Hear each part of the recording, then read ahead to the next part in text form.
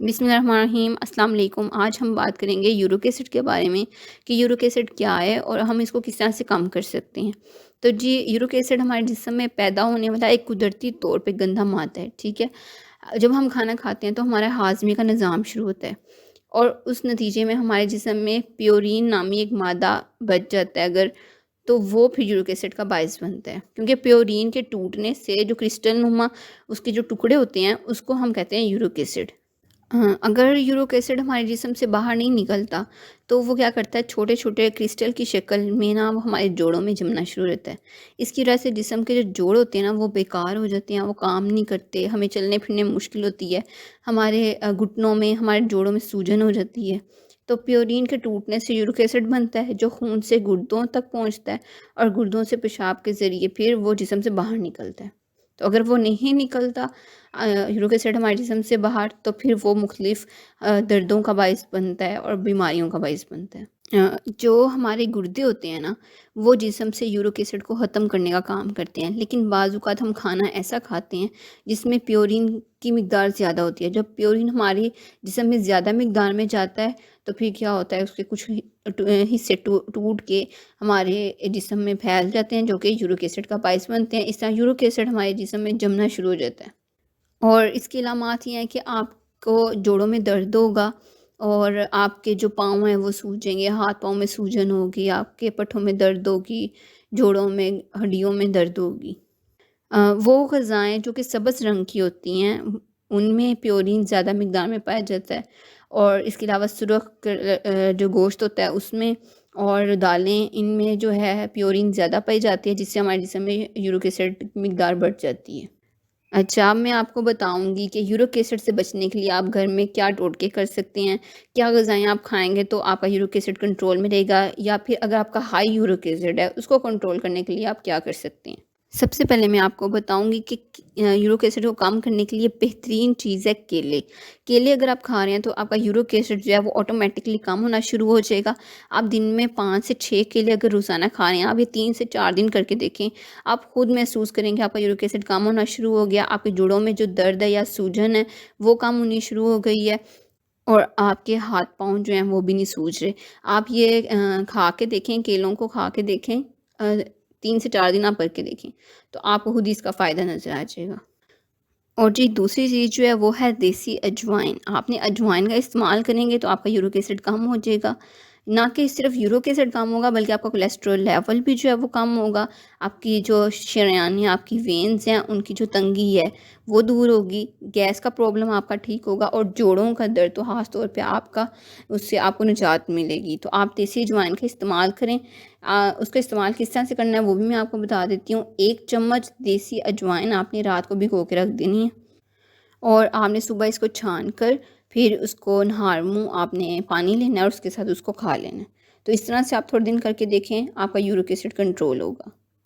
और इसके अलावा जी, आप सेब का इस्तेमाल करें। रोज़ाना का अगर आप 1 सेब खाते हैं तो आपका यूरिक एसिड जो है वो कंट्रोल में रहेगा। और पानी, अगर आप पानी ज़्यादा पीते हैं, मतलब आप दिन में कम से कम 10 से 12 ग्लास अगर आप पानी पी रहे हैं तो भी आप यूरिक एसिड को कंट्रोल कर सकते हैं। आपके लिए ये अच्छा है। अगर आप उसमें 1 चम्मच शहद मिला लेते हैं और उसके अंदर 1 चम्मच सिरका, उसको मिक्स करके पानी में, तो आप उसको 4 हफ़्तों तक कम से कम यूज़ करें। वो पानी आप पिएँ, तो भी आपका यूरिक एसिड कंट्रोल होगा। अच्छा, और इसके अलावा अगर आप गाजर का जूस बना के पीते हैं ना, तो वो भी यूरिक एसिड को कंट्रोल करता है। और खीरे का जो जूस होता है वो भी यूरिक एसिड कंट्रोल करता है। अगर आप 3 खीरे लेते हैं और उनको, उसका आप जूस बना के पी रहे हैं रोज़ाना, तो आपका यूरिक एसिड कंट्रोल में रहेगा। इसके अलावा आप चुकंदर का जूस बना के पिएँ, वो भी आपके जोड़ों के लिए बहुत अच्छा है और यूरिक एसिड को कंट्रोल करने के लिए बेहतरीन है।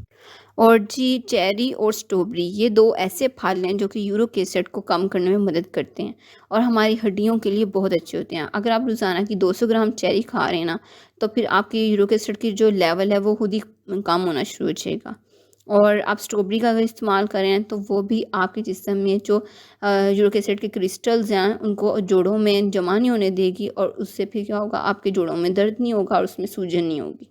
और वो फल, सब्ज़ियाँ और अनाज जिनमें फ़ाइबर ज़्यादा मिक़दार में पाया जाता है, आप उनका इस्तेमाल करेंगे तो भी आपका यूरिक एसिड का जो लेवल है वो कंट्रोल में रहेगा। आपका यूरिक एसिड नहीं बढ़ेगा। जैसे कि जौ होता है, बाजरा है, दलिया है, ब्रोकली है और इसके अलावा सेब, किन्नू, नाशपाती, स्ट्रॉबेरी, खीरा, गाजर, केला, ये ऐसे फल, सब्ज़ियाँ और अनाज हैं जिनमें फ़ाइबर ज़्यादा पाया जाता है।